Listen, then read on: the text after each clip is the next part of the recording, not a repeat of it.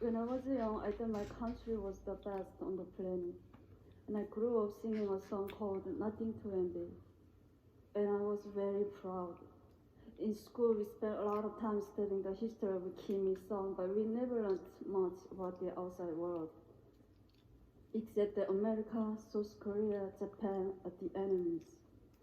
Although I often wondered about the outside world, I thought I would spend the entire my life in North Korea until everything suddenly changed. When I was 7 years old, I saw my first public execution, but I thought my life in North Korea was normal. My family was not poor, and myself had never experienced hunger. But one day in 1995, my mom brought home a letter from a Caucasus sister. It read, "When you read this, our 5 family members will not exist in this world because we haven't eaten for the past day. We are lying on the floor together and our bodies are so weak. We are waiting to die." I was so shocked. This was the first time I heard that people in my country were suffering. Soon after, when I was walking past the train station, I saw something terrible that it can't erase from my memory. A lifeless woman was lying on the ground while an emaciated child in her arms just stared helplessly at his mother's face. But nobody helped them because they were so focused on taking care of themselves and their families.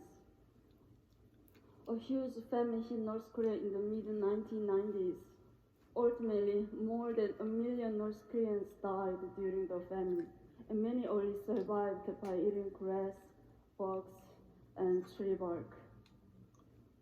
Fire outages also become more and more frequent, so everything around me was completely dark at night, except for the sea of lights in China, just across the river from my home. I always wondered why they had lights but we didn't.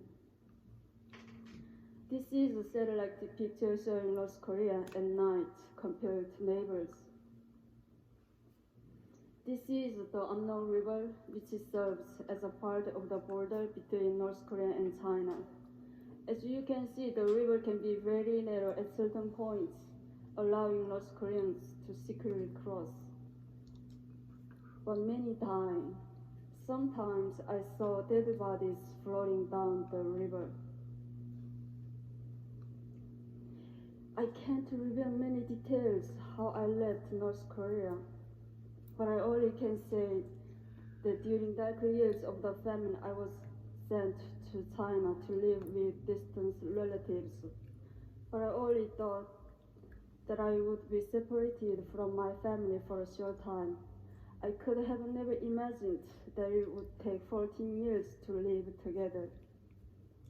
In China, it was hard living as a young girl